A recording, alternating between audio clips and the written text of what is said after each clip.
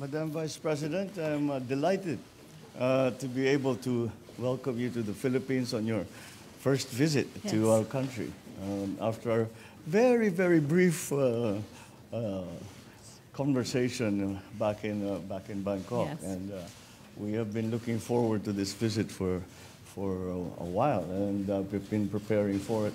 The Vice President has been working hard to make sure that the visit goes well and smoothly. So, but we are happy that you have arrived. It's unfortunate that it is such a quick visit. Yes. We would have hoped to have shown you more of the Philippines. Although, I suppose you actually are doing that because you're seeing some of the prettiest parts of the Philippines in Palawan. Yes. And I'm sure you're just going to the resorts and the beaches. So that is not the life I've chosen these days. So I'm happy. As you know, and that is really well established for very many years. The relationship between our two countries is something that we both our countries have really come to depend upon. Yes. And with the upheavals that we are seeing, especially in the not only in the region, but especially in the region, these partnerships become even more important.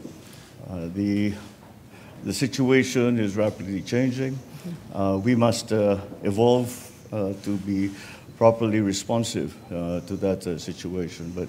And so that is why it is very important that we continue to progress, that we continue to strengthen, and as we redefine those relationships. So your visit is a very strong symbol that these relationships remain strong, and that these relationships remain important, as indeed they do. So that is the Filipino.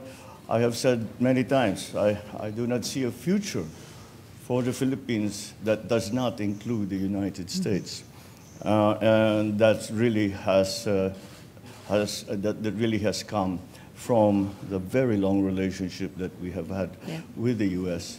and the continuing to and of course we went through different phases of relationship, but as since the war, it has just been strengthened in every way, in the economic sense, in the political sense, defense, security. I cannot think of an area where we have not cooperated, collaborated, and have had good results for both our countries. Thank you, Mr. President. And thank you for the warm welcome. It was good, as you said, to see you in Bangkok and to have a brief time to talk there, but we were very much looking forward to this trip. I bring you greetings from the second gentleman who told me about the great time that he had when he was here for your inauguration. And so he laid the path for this trip in many ways, but thank you. Thank you for the welcome. I have traveled here because of many of the points that you have made. The relationship between the Philippines and the United States is a long and enduring one. It is a relationship that is strong for so many reasons. It is the long-standing relationship in terms of the people-to-people ties. As you and I have discussed, I come from California. We have a thriving Filipino-American community there. And in fact, in the United States, by last count, there are at least 4 million Filipino-Americans. And we're good Catholics. And very good Catholics who celebrate Christmas, according to you in the Philippines, 3 months of the year. Well, it's been said of us that we celebrate Christmas like we invented it. We certainly own it now. So we start in September. Well, it is good to be here with you in this season. And as you said, the basis of our relationship is multifaceted. Our relationship is based on mutual commitment to the economic prosperity of the region and our respective nations. And during the conversation that we have today, we will talk more about what that means in terms of the opportunities that are presented through our mutual concern about the climate crisis and what we might do in terms of investments in renewable energy and thinking about clean power and the industries that will come about because of that commitment and what that will mean in terms of economic prosperity through the creation of jobs, the creation of industries, and the bilateral relationship we have to coordinate in that regard. Our relationship is based on mutual concerns about security for the region. We are both proud members of the Indo-Pacific, and in particular, as it relates to the Philippines, I will say that we must reiterate always that we stand with you in defense of international rules and norms as it relates to the South China Sea. An armed attack on the Philippines' armed forces, public vessels, or aircraft in the South China Sea would invoke U.S. mutual defense commitments. And that is an unwavering commitment that we have to the Philippines. When we think about what is happening in this region, we know that there are so many opportunities for us to continue to strengthen our relationship.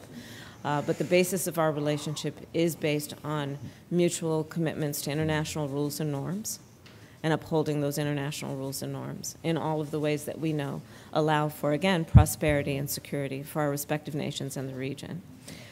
So again, I will reiterate that the alliance between the United States and the Philippines is a strong one, an enduring one, and only under your leadership continues to be strengthened. And we look forward to working with you on many of these issues. And I, of course, bring you greetings from President Joe Biden. Well, thank you, Thank you. Madam Vice President. Please do send President Biden my warmest regards. And I thank you for the very strong commitment that you have just made for the U.S. to be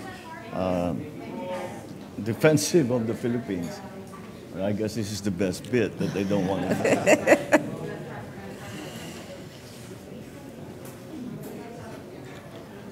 The very strong commitment that you have just made for the United States to